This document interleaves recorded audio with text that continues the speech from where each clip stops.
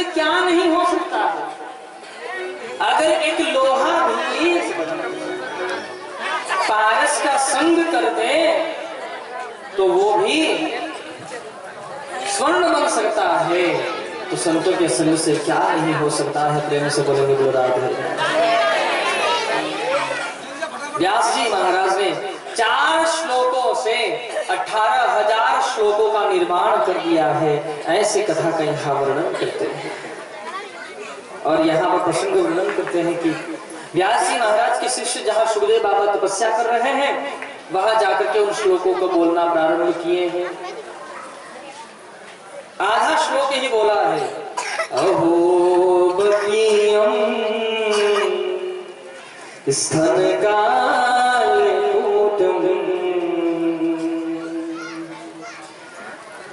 जिघासयं यदापि साधि। ये श्लोक ही बोला कि सुखदेव बाबा की समाधि टूट गई। ऐसा कैसे हो सकता है? इस श्लोक में कहा गया है कि जब भगवान श्री कृष्ण पलने में सो रहे हैं उस समय पूतना आई, अपने स्तन पर काट कूट विष लगा करके और गोविंद को स्तनपान करवाना प्रारंभ की। लेकिन भगवान गोविंद ने क्या किया? उस दैत्यनी पूतना को भी मेरे गोविंद ने मां की गति प्रदान कर दी। इससे और कृपालु भगवान कौन हो सकता है? प्रेम से बोलेंगे बोलो राधे। जैसे ही ये बात कही तो सुखदेव बाबा समाधि में बैठे थे, समाधि टूट गई।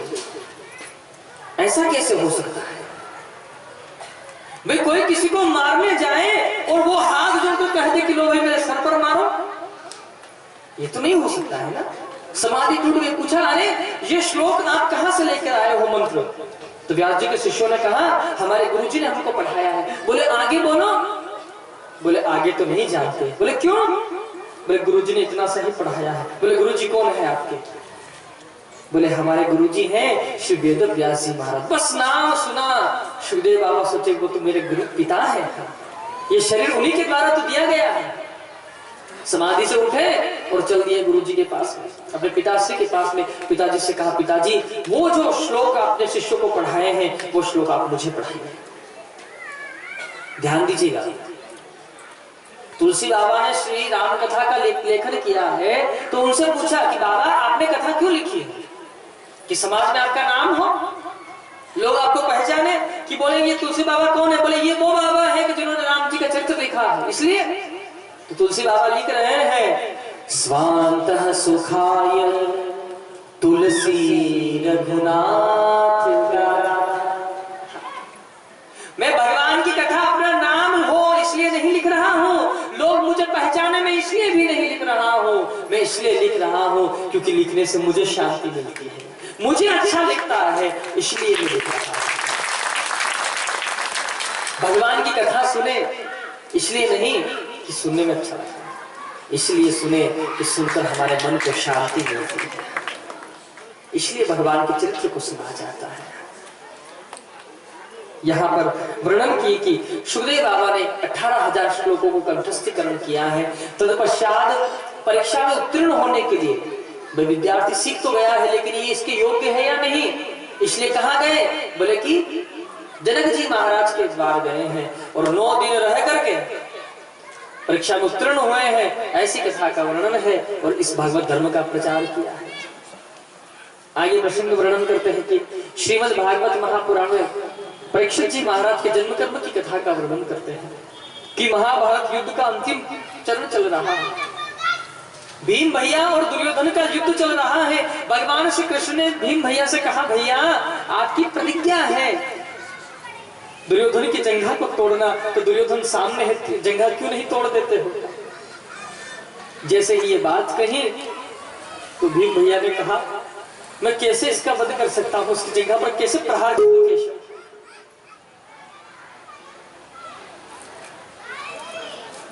युद्ध से पूर्व जब नियम रखा गया था कथा उसमें कहा गया था कि जंघा से कमर से नीचे कोई प्रहार नहीं करेगा, तो मैं कैसे इस बात का उल्लंघन कर सकता हूं? भगवान श्री कृष्ण ने कहा अच्छा तो युद्ध में प्रारंभ में यह भी नियम रखा गया था कि दो मिलकर के एक के ऊपर प्रहार नहीं करेंगे, लेकिन 7 महारथियों ने मिलकर के अभिमन्यु के ऊपर प्रहार किया। तब उस समय नियम नहीं था, बस वीर अभिमन्यु की मृत्यु याद आई तो भीम भैया ने दुर्योधन की जंघा पर प्रहार कर दिया। अब दुर्योधन अपने अंतिम श्वास को ले रहा है, उसी समय अश्वत्थामा आया है दुर्योधन के पास में। इधर 5 पांडव आज उनको विजयश्री प्राप्त हो गई, तो 5 पांडव और द्रौपदी सहित भगवान श्री कृष्ण के साथ में घूमने के लिए चले गए वन में। अश्वत्थामा ने दुर्योधन से आकर कहा, महाराज आपको प्रसन्न करने के लिए मैं क्या सेवा करूं, आपकी बताइए। तो दुर्योधन ने कहा, किसी भी प्रकार हो उस अश्वत्थामा से बोले, किसी भी प्रकार हो पांडवों का वध कर दो। अब रात्रि का समय था, ये अश्वत्थामा गया, इसको ध्यान रहा नहीं कि ये पांडव है कि पांडव पुत्र, और इसने जाकर के द्रौपदी के द्वारा 5 पुत्र थे, ये 5 पुत्र शिविर में सो रहे थे, जाकर का उनका वध कर दिया। 5 पुत्र के सर को काट के अपने साथ में अश्वत्थामा लेकर के पहुंचा दुर्योधन के पास में। दुर्योधन ने कहा, लाओ मुझे भीमसेन का सर दो। अब भीमसेन का तो सर था नहीं, भीमसेन के पुत्र का सर दे दिया। ये लो महाराज। जैसे ही ये दृश्य देखा तो दुर्योधन रोने लगा। अश्वत्थामा से बोला कि मेरे भाइयों से मुझे ईर्ष्या थी, झगड़ा था, उनके बच्चों से मुझे ईर्ष्या नहीं थी, तुमने उनके बच्चों का वध करके हमारा वंश निर्वंश कर दिया है।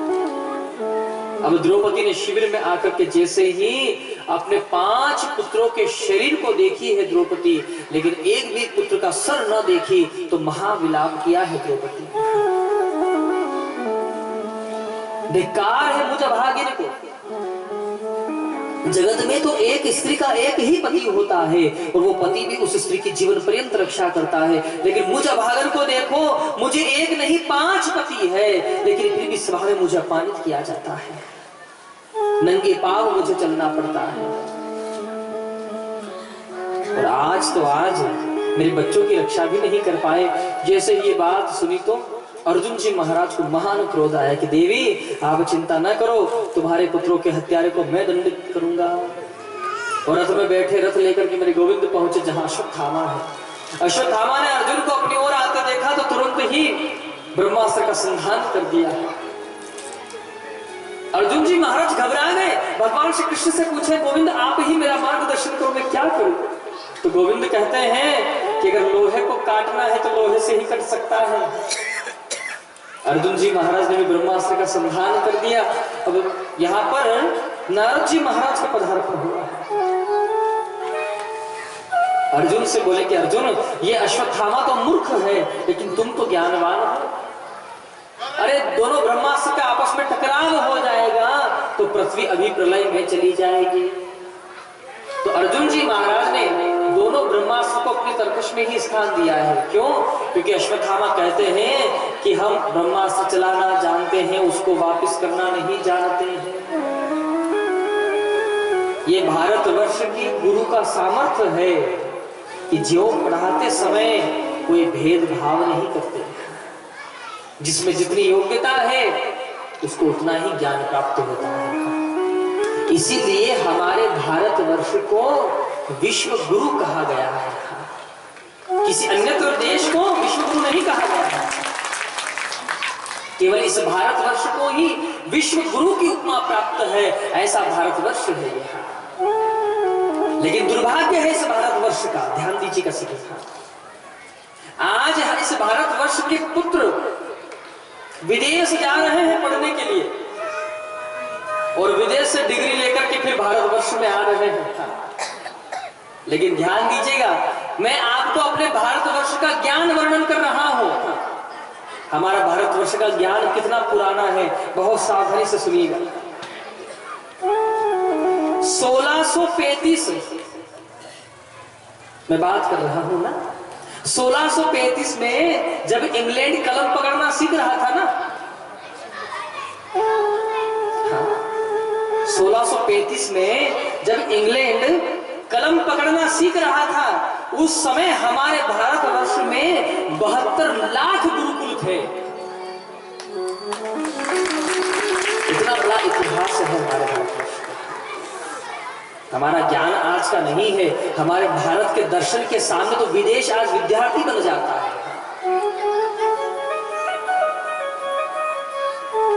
विदेश आज गीता के ऊपर रिसर्च कर रहा है, जो ज्ञान मेरे गोविंद ने खड़े खड़े 45 मिनट में अर्जुन को सिखा दिया। ऐसा ज्ञान है मेरे भारतवर्ष का। भारत माता की ऐसा अद्भुत।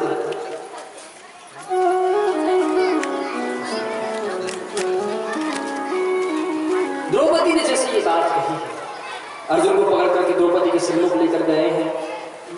अश्वत्थामा का तो वध नहीं कर सकते हैं तो अपमानित कर दिए। ब्रह्मरत्न में जो मणि थी उसे निकाल दिए, सभा से अपमानित करके अश्वत्थामा को निकाल दिए। अश्वत्थामा ने पुनः पांडवों के वंश के ऊपर प्रहार करना चाहा है कि अभिमन्यु की पत्नी है उत्तरा, अभी वो गर्भवती है, होगा क्या ये कोई जानता नहीं है। जैसे ब्रह्मास्त्र का संधान किया, उत्तरा घबराती हुई भगवान श्री कृष्ण की ओर दौड़ लगाई है और मेरे गोविंद ने उत्तरा के गर्भ की रक्षा की है। और आज पांचों पांडवों को लेकर मेरे गोविंद दादा पितामह भीष्म के सम्मुख पधारे हैं कि ये पांडव पांचों, ये पांडव जो है हस्तिनापुर के राजा बन गए हैं। अब इनको उपदेश की आवश्यकता है कि राजा का धर्म क्या होता है, प्रजा का राजा के प्रति धर्म क्या होता है। आज 52 दिन हो गए हैं, बाणों की सैया पर दादा पितामह भीष्म शयन कर रहे हैं और आपके मध्य में भी भगवान की सुंदर अजीब सी आवाज हो रही है। पहले अच्छी आवाज थी बीच में, दादा पितामह भीष्म के सम्मुख जैसे ही पहुंचे हैं, ठीक हो। पांचों पांडवों ने जाकर के दादा पितामह भीष्म के चरणों में प्रणाम किया है। दादा पितामह भीष्म ने नेत्र खोल करके पांच पांडवों को निहारे हैं, द्रौपदी को देखे, लेकिन वो नहीं दिखाई दिया है जिसके लिए आंखें तरस रही थी। नेत्र बंद करके फिर प्रार्थना करी है गोविंद से कि गोविंद, हमने तो आपसे बस केवल एक ही प्रार्थना की थी, क्या कि देहांत काले तुम सामने हो, मुरली बजाते मन को लुभाए। और हमारे बच्चे बोल श्री राम कृष्ण की जय हो। सुंदर भगवान की झांकी हमारे मध्य पधारी है। दादा पितामह भीष्म और बाकी बिहारी लाल की सुंदर छवि।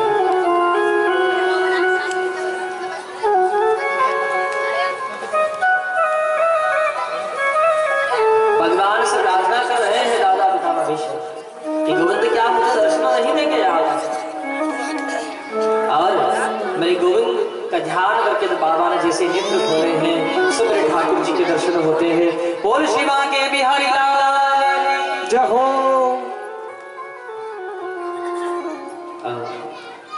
कल की सूचना ये आपका जो समय है वो भी लगभग पूर्णता की ओर ही आ गया है।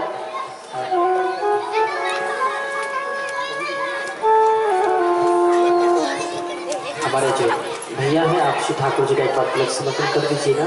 श्री राधे राधे राधे।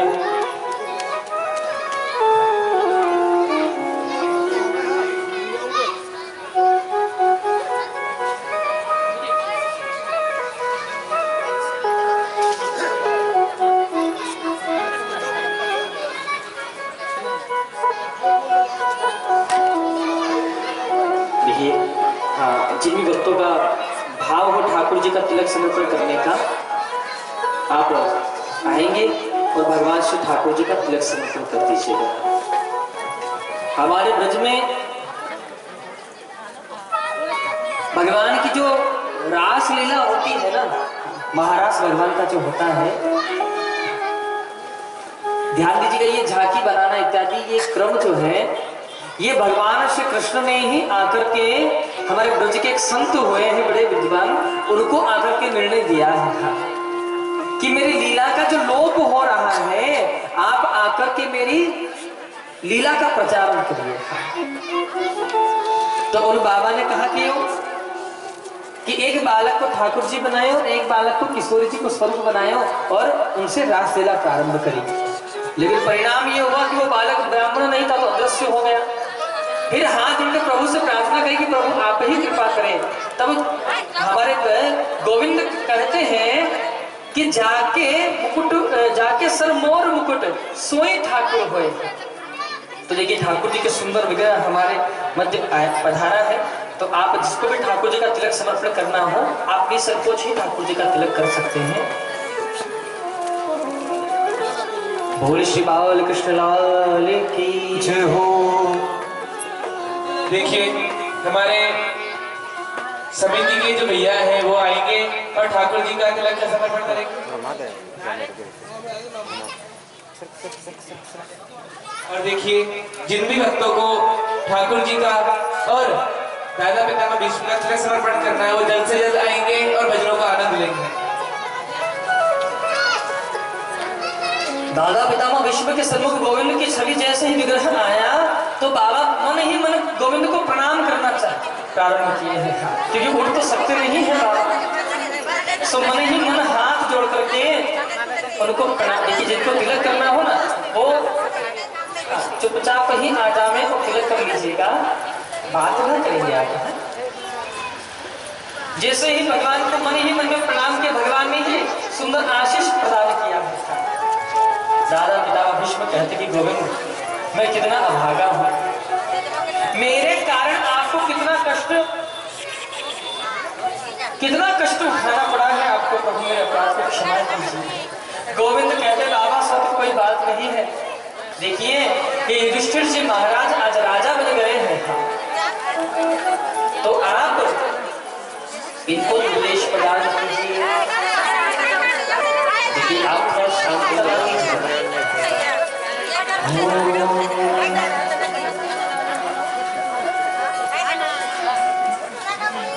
जहां विराजे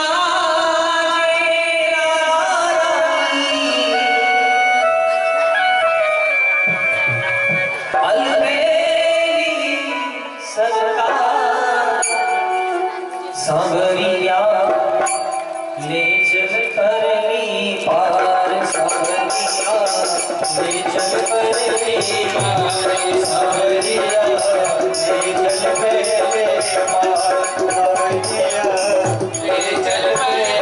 पार। देखिए जिनको तिलक करना है वो एक एक करके तिलक करिएगा और बड़े भाव से जो भक्त बैठे हैं भक्त का आनंद लीजिए सभी।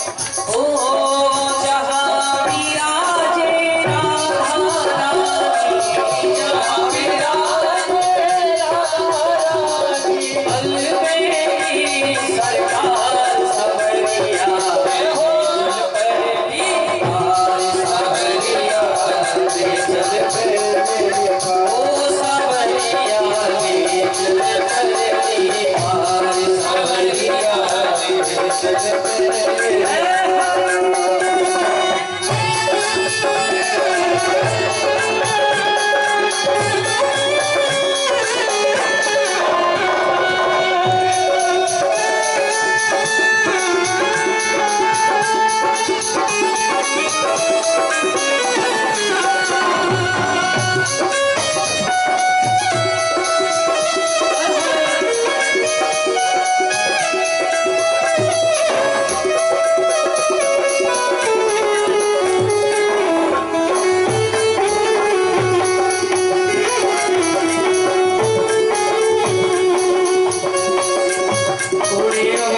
सब तेरे अर्पणे, गुण अवगुण सब तेरे अर्पणे, गुण अवगुण सब तेरे अर्पणे, गुण अवगुण सब तेरे अर्पणे, बुद्धि सहित मन तेरे अर्पणे, बुद्धि सहित मन तेरे अर्पणे, ये जीवन भी तुम्हें समर्पण, ये जीवन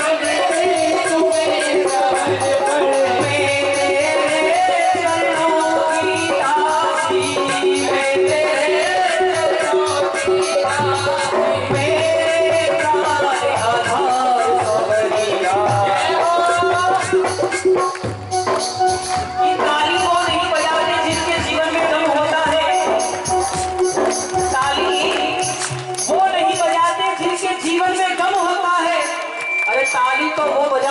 की बातों में कुछ कम होता है। दोनों हाथ जोड़िए अपने भाव से।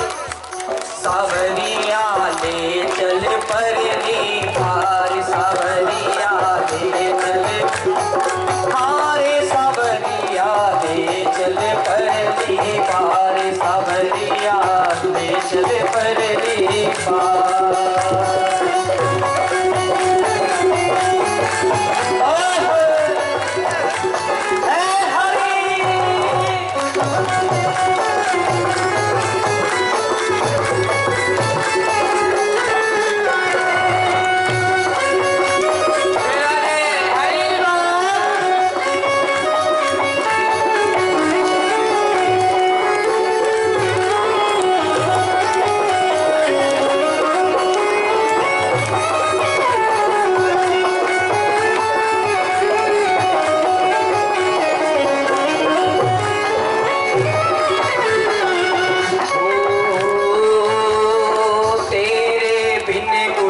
चाह नहीं है तेरे बिन कुछ चाह नहीं है, तेरे बिन कुछ चाह नहीं है, तेरे बिन कुछ चाह नहीं है। कोई सोचती राह नहीं वे, कोई सोचती राह नहीं है, कोई सोचती राह नहीं वे, कोई सोचती राह ओ सावरिया में तेरी रागनी, सावरिया में तेरी रागनी, तू मेरा राग मल्हार, सावरिया चल परली पार, सावरिया ले चल परली, हाँ सावरिया ले चल परली पार, सावरिया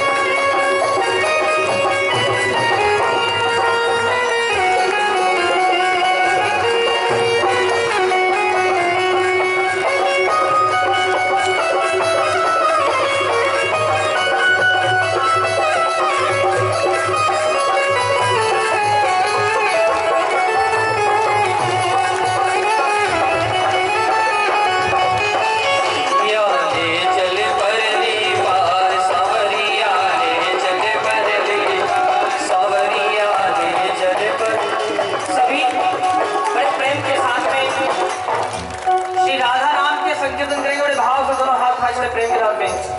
जय राधे राधे राधे जय राधे